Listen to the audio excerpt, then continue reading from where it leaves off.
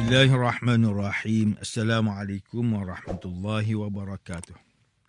Innal hamdalillah nahmaduhu wa nasta'inuhu wa nastaghfiruh wa na'udzu billahi min shururi anfusina wa min sayyiati a'malina. May yahdihillahu fala mudilla lahu wa man yudlil fala hadiya lahu. Asyhadu an la ilaha illallah wahdahu la syarika lahu wa asyhadu anna Muhammadan abduhu wa rasuluh. Allahumma salli wa sallim ala sayyidina Muhammad wa ala alihi wa ashabihi wa tabi'in wa man tabi'ahum bi ihsanin ila yaumiddin. A'udzu billahi minasyaitonir rajim. Ya ayyuhalladzina amanu taqullaha haqqa tuqatih wa la tamutunna illa wa antum muslimun. Amma ba'd. Yang berusaha Tuan Haji Ahmad Nazri Muhammad Yusof selaku penerbit rancangan tafsir Al-Quran dan seterusnya sidang pendengar yang dirahmati Allah. Bersama saya Profesor Dr. Muhammad Najib bin Abdul Qadir, Pusat Kajian Al-Quran dan As-Sunnah Fakulti Pengajian Islam Universiti Kebangsaan Malaysia. Tuan-tuan, puan-puan, para pendengar yang dimuliakan oleh Allah Subhanahu Wa Taala, pada hari ini kita akan menyambung kembali rancangan tafsir Al-Quran bagi siri ke-28. InsyaAllah pada kali ini kita akan membincangkan mengenai pentafsiran ayat ke-34 surah Yunus.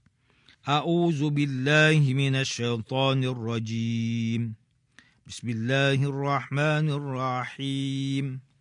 Qul hal min syurakaikum man yabda'ul khalqa thumma yu'iduhu. Qulillahu yabda'ul khalqa thumma yu'iduhu fa anna tu'fakun. Bertanyalah kepada mereka, wahai Muhammad, adakah di antara makhluk-makhluk yang kamu sekutukan dengan Tuhan itu sesiapa yang mula menciptakan sesuatu kejadian, kemudian ia mengembalikan adanya semula pada hari kiamat? Katakanlah, Allah jualah yang mula menciptakan sekalian makhluk, kemudian ia mengembalikan adanya semula untuk menerima balasan. Oleh itu, mengapa kamu rela dipalingkan kepada menyembah yang lain? Sidang pendengar yang dirahmati Allah, Profesor Dr. Muhammad Quraish Shihab melalui kitabnya Tafsir Al-Misbah mentafsirkan bahawa ayat ke-34 surah Yunus ini merupakan lanjutan dialog daripada ayat sebelum ini. Ia merupakan bukti kedua untuk mempaparkan kesesatan kaum musyrikin menyembah berhala dan penolakan mempercayai hari kiamat. Nabi Muhammad sallallahu alaihi wasallam diperintahkan untuk mengatakan apakah di antara sekutu-sekutu, iaitu sembahan yang mereka jadikan sekutu Allah, ada yang dapat memulai penciptaan makhluk? Disebabkan tiada jawapan yang benar kecuali satu, maka Allah Subhanahu Wa Taala memerintahkan Rasulullah sallallahu alaihi wasallam untuk mengatakan jawapan itu. Allah lah yang memulai penciptaan semua makhluk menurut kehendaknya, kemudian mengembalikannya pada waktu yang ditetapkannya. Maka atas dasar apakah mereka berpaling sehingga menyembah selain Allah dan menyekutukannya? Sidang pendengar yang dirahmati Allah Subhanahu Wa Taala, Profesor Dr. Tengku Muhammad Hasbi As-Siddiqi menerusi kitabnya Tafsir An-Nur mentafsirkan ayat ke-34 surah Yunus ini dengan menyatakan bahawa Allah Subhanahu Wa Taala memerintahkan baginda sallallahu alaihi wasallam bertanya kepada mereka, apakah di antara sesuatu yang kamu persekutukan dengan Allah dan yang kamu sembah selain Allah, atau kamu jadikan mereka sebagai pemberi syafaat kepadamu itu, sama ada berupa patung, berhala, binatang, malaikat ataupun manusia yang mampu menciptakan makhluk dari permulaannya, dan kemudian mampukah mereka mengulangi penciptaan itu lagi? Oleh kerana mereka tidak mengakui adanya hari dibangkitkan manusia dan hari akhirat, tentulah mereka tidak mampu menjawab pertanyaan itu. Maka Allah menerangkan kepada Rasul tentang jawapan yang harus disampaikan. Allah lah yang menjadikan alam ini pada permulaannya, dan Allah lah yang mengulangi penciptaan itu. Kerana dialah yang mampu memulai penciptaan alam, maka dia mampu untuk mengulangi penciptaan. Mereka melihat bagaimana Allah menghidupkan kembali tumbuhan yang terus berulang setiap tahun dengan kudrahnya. Mengapa mereka masih tidak menerima prinsip kebangkitan dan menerima pembalasan di hari kiamat. Bagaimana mereka boleh menjauhkan diri daripada yang hak, yang sebenarnya mereka tidak dapat berpaling daripadanya? Bagaimana mereka boleh berpaling daripada tauhid yang memberi petunjuk kepada manusia yang sihat akalnya, dan justru mereka masih berbuat syirik dan menyembah berhala.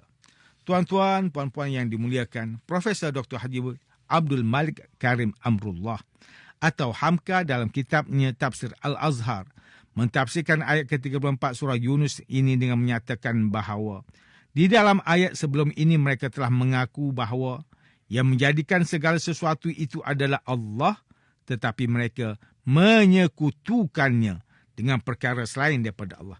Mereka sembah berhala, patung dan benda, atau mereka pula memuja malaikat, jin dan manusia yang mereka pandang tinggi martabatnya. Mengapa itu yang mereka sembah, sedangkan mereka mengaku yang menciptakan itu hanya Allah? Adakah segala yang mereka sekutukan dan sembah itu pernah menciptakan makhluk? Dan jika makhluk itu habis, mampukah ia mengulang penciptaannya kembali? Hamka mentafsirkan lagi mengenai jawapan kepada persoalan yang terdapat di dalam ayat ini, di mana ia tersimpan balaghah yang mendalam di dalam susunan ayatnya. Meskipun pada persoalan pertama di dalam ayat sebelum ini, mereka mampu menjawab Allah yang menjadikan segala sesuatu. Namun apabila datang persoalan kedua seperti mana disebutkan di dalam ayat ini, mereka tidak mampu menjawab langsung kerana mereka telah salah menyembah kepada yang lain. Perbuatan mereka yang menyembah benda lain itu bertentangan dengan pengakuan pertama, bahawa Allah yang menciptakan segala sesuatu. Maka mereka termenung atau gugup kerana perbuatan mereka bersalahan dengan pengakuan. Mereka terdiam. Maka datanglah firman Allah Ta'ala kepada Rasulnya, supaya baginda sendiri mengatakan bahawa Allah lah yang memulai kejadian segala makhluk dan mengembalikannya. Dengan jawapan demikian terlepaslah pembahasan dari jalan buntu. Ustaz Salahuddin Abdullah dan Ustaz Umar Khalid melalui kitab mereka Tafsir Mubin mentafsirkan ayat ke-34 surah Yunus ini dengan menyatakan bahawa Allah Subhanahu Wa Taala meminta Nabi Muhammad sallallahu alaihi wasallam bertanya kepada mereka, adakah di antara makhluk yang kamu sekutukan dengan Tuhan itu dapat mencipta sesuatu kejadian, kemudian dia mengembalikan kewujudannya pada hari kiamat? Imam At-Tabari berpendapat bahawa oleh kerana mereka tidak mampu menjawab persoalan itu, maka Nabi Muhammad sallallahu alaihi wasallam diarahkan untuk memberikan jawapannya dengan mengatakan, Allah jualah yang mula menciptakan sekalian makhluk. Kemudian dia mengembalikan adanya semula untuk menerima balasan. Oleh itu, mengapa kamu rela dipalingkan kepada menyembah yang lain? Sidang pendengar yang dimuliakan, demikianlah tafsir bagi ayat ke-34 surah Yunus menurut pentafsiran oleh para ulama. Ayat ke-34 surah Yunus ini memperingatkan kita supaya meyakini bahawa Allah satu-satunya Tuhan yang mencipta dan mentadbir alam ini. Tiada suatu pun yang berkuasa untuk menciptakan makhluk di bumi dan mengulang penciptaan tersebut, melainkan Allah sahaja. Maka tidak wajar jika sudah mengetahui Allah itu Rabb yang mencipta dan mentadbir alam, namun menyembah perkara lain selain daripada Allah Subhanahu wa ta'ala. Malahan ada juga manusia yang mengakui diri sebagai Tuhan dan merasakan ia mampu mentadbir alam ini. Seperti kisah perdebatan antara Nabi Ibrahim AS dengan Raja Namrud di dalam ayat ke-258 surah Al-Baqarah. A'udzu billahi minasyaitonir rajim. Alam tara ilal ladzi hajja Ibrahim fi rabbih an atahu Allahul mulk. Idh qala Ibrahim rabbiyal ladzi yuhyi wa yumit. Qala ana uhyi wa umit. Qala Ibrahim fa inna Allah ya'ti bisyamsi minal masyriqi fa'ti biha minal maghrib.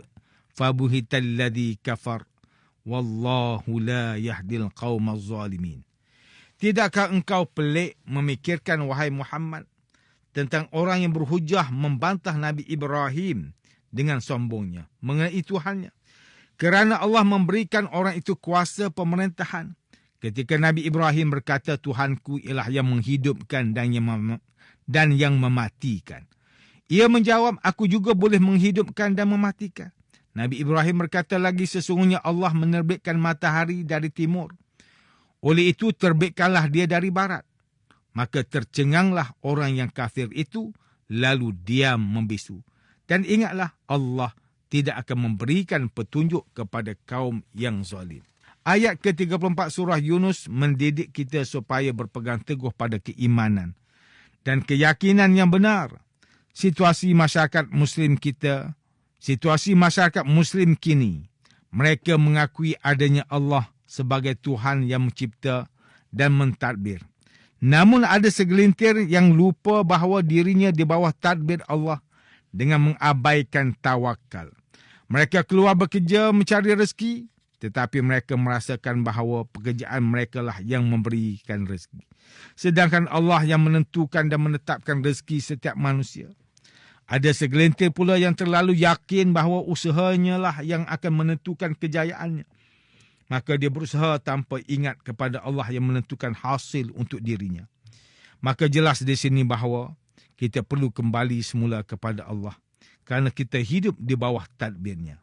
Sabda Rasulullah sallallahu alaihi wasallam, "Lau annakum kuntum tawakkaluna 'ala Allahi haqqa tawakkulih, la ruziqtum kama yurzaqu at-tayru taghdu khimasa wa taruhu bitala." Andai saja kalian bertawakal kepada Allah dengan sebenarnya, nescaya kalian diberi rezeki seperti rezeki burung, pergi dengan perut kosong di pagi hari dan pulang di petang hari dengan perut terisi penuh. Hadis riwayat At-Tirmizi, hadis sahih. Firman Allah Subhanahu wa taala dalam surah Ali Imran ayat ke-159, fa iza azamta fatawakkal 'ala Allah. Kemudian apabila engkau telah berazam sesudah bermesyuarat untuk membuat sesuatu, maka bertawakal kepada Allah. Sidang pendengar yang dimuliakan, antara pengajaran yang boleh kita ambil daripada tafsir ayat yang ke-34 surah Yunus ini ialah, pertama, sebagai Muslim, kita perlu meletakkan pergantungan, keyakinan dan keimanan kita sepenuhnya kepada Allah kerana dialah satu-satunya Tuhan yang mencipta dan mentadbir alam ini. Kedua, umat Islam jangan sesekali terlibat dengan perkara yang menyekutukan Allah kerana ia akan merosakkan akidah dan keimanan. Tuan-tuan, puan-puan, para pendengar yang dimuliakan, sekian sahaja rancangan tafsir Al-Quran pada hari ini. Semoga kita semua mendapat manfaat daripada perbincangan ilmu ini. Insya-Allah, mudah-mudahan kita akan bertemu lagi pada siri rancangan tafsir Al-Quran yang akan datang. Wabillahi taufiq wal hidayah. Wassalamualaikum warahmatullahi wabarakatuh.